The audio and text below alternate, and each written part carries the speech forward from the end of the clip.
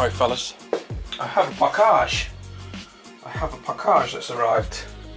There she is, look. Oh, she's looking friggin' beautiful. And I had to pay some duty on it to get it here so we could do a bit of a review. Because she's come from the US of A. The US of A! Yes, she started off in Miami. No, she didn't. She started off in Orlando. She flew to Miami, and then she flew to London, and then she got shipped out to, I don't know, Parcel Force head office somewhere. And then I had to pay my duties, and then it arrived, thank God. And this nearly didn't happen because I missed the original message from the company. Like 5 months ago they sent it, saying, would you like to review the new product that we've made? 5 months later I get the message because I'm a goof. But luckily enough, messaged them back and they said yes, we still want to send it out. And they sent it 2 weeks later. It arrived!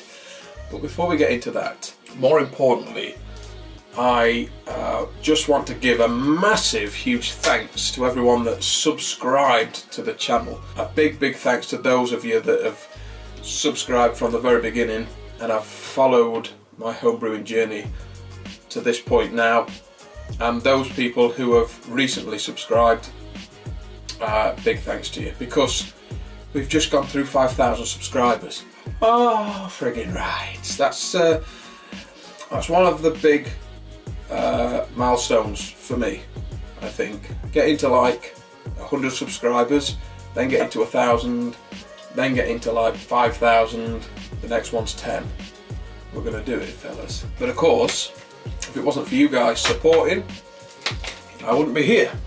And it's directly because of you guys and the input that you've been giving me over the years, because it's nearly 5 years this August. Because of that input you've been giving me is why the channel has grown and why it's given me the get up and go to do the videos and to get it to where we are now. So with that out of the way, and thank you very much, let's have a look at this friggin' box.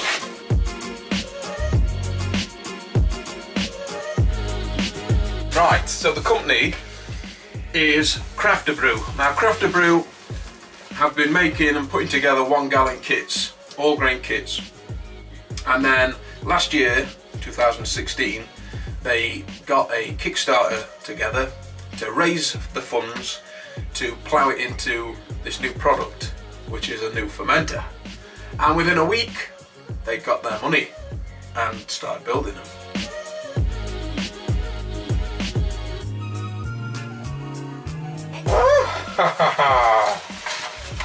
Hi Tom, thanks for taking the Catalyst fermentation system for a test drive. We can't wait to see your review on New to Homebrew. Cheers, the Craft-A-Brew crew. Freaking poets, and they don't even friggin' know it. So in the box, you will get this, which is a little bit of wall art. Nice little touch. They also send a beer magnet, which we can stick on the pot, and a little sticker which we can stick, I don't know, up here. Nice little touches them. They don't have to put them in, but they do. Right, I'll look at this branding because I think it's friggin' neat.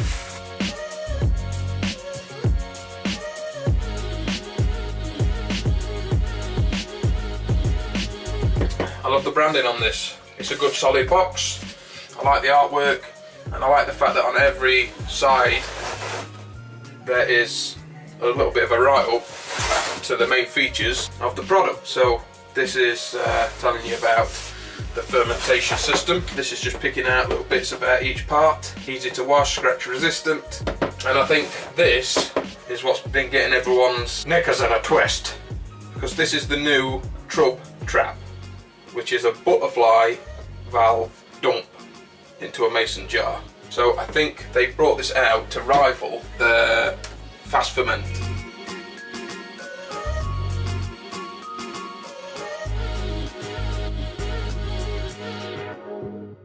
Right, so get a bit of pippage to get the beer out into your bottles or keg.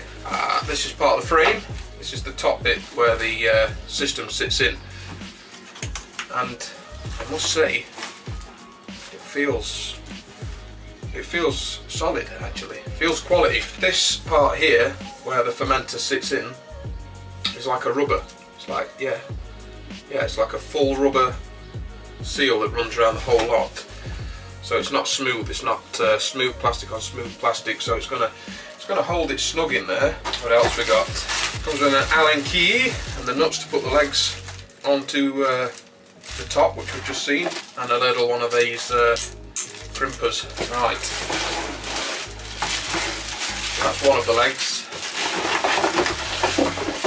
And that's another one of the legs. Two friggin' legs. A bung for your airlock and you blow off. They mean business.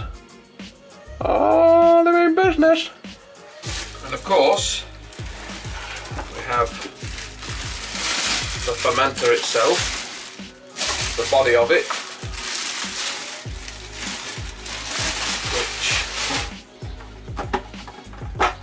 yeah, that feels quality as well. Markings on one side, comes with one of these. Right, so this is what they've designed to get rid of the trub from the fermenter, which is this butterfly valve. Dumpy, and shut her off. And that again, that feels quality. Nice and clicky, and it's got some real good seals in there. Oh, clicks into place nice and tight. And of course they give you the Trub Collection jar. It's branded up Craft-A-Brew. Hop on the other side. So even give you some little markings there. Comes with a frisbee.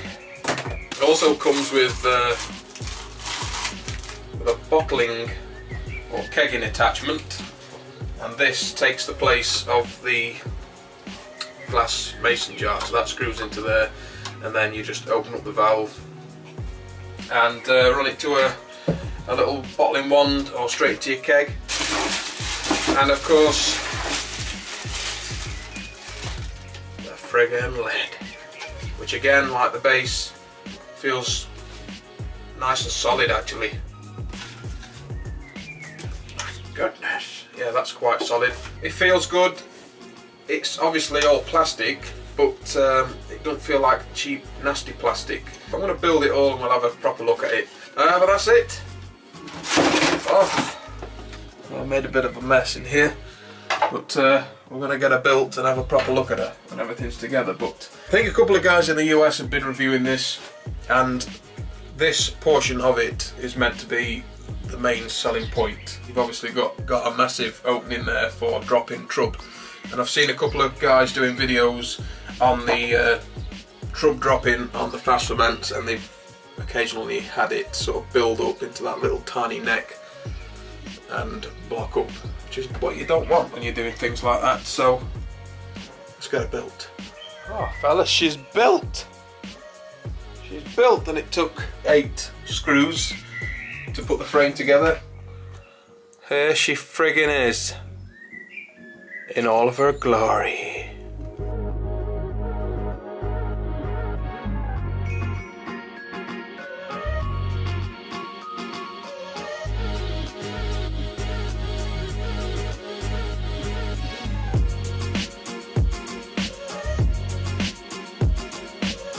Alright fellas, it's the next day. I spent the evening just having a good look at it, having a good feel at everything, and I'm just going to run through from top to bottom what I think about it and the little things that I really like about it. So, starting way up here with the lid. The lid, as you saw, is solid. I thought it was going to be a thinner plastic, similar to what you get on your fermentation buckets, but that lid is solid. And the impressive thing about it is the silicone seal. This silicone seal that's on the lid is a good substantial seal, and when you put the lid on, you can't just put it on and then clip these down. You'll have to push the lid slightly down onto the top of the fermenter, and you can feel it squashing that silicone seal up. So you can get your clips on, and even now the clip's off. I don't think it's on now. Yeah, there's no clips around it now, but because it's had that clip on and it's been pushed down, takes some lifting off. So the seal comes completely off, as you can see, which is good because you can get into all the little nooks and crannies and give it a good clean, especially if you've had a real vigorous fermentation. It just comes off like that, you see. Excellent, just clips back on. The actual body of the fermenter is high grade plastic. It's scratch resistant, and again you can feel that it's got a bit of bounce actually to it when you tap it. It doesn't feel brittle. I think the US guys, there's been some concern about the fact that it's a clear plastic, but I know that they sell a carrying jacket that's black that you can put on it if you want to use it while you're fermenting. It'll stop any light getting in. I like the fact that it's well signed up on here. You can see quite clearly how much is in there, and it all sits in this stand. And if I take this out for a second without dropping it, the stand actually has a real nice substantial rubber, well, it's a rubber portion to it. I don't think it comes off. It's solid, it's not going to shift, but the fact that you've got smooth plastic on potentially smooth plastic, and the fact that they've got this rubber in here means that there's no slippage. But once it goes in, and it does fit perfectly well, there's no gaps around it, it's moulded perfectly for it. Once it's in, there's no twisting it out of the frame. The frame itself, well built, nice and sturdy. It looks a bit rickety at the minute, but there's obviously nothing in it. But even so, I think you'd have to go nuts to knock the thing over. And that just brings us down to the last little bit, which is this butterfly valve. I was racking my brain about it, and I was thinking that I've never had to deal with trub before. I've never been worried about removing the trub several times during a fermentation because I've always used the buckets. And I think if I was using this realistically, thinking about it, I don't think I'd be using the trub drop too often during a fermentation.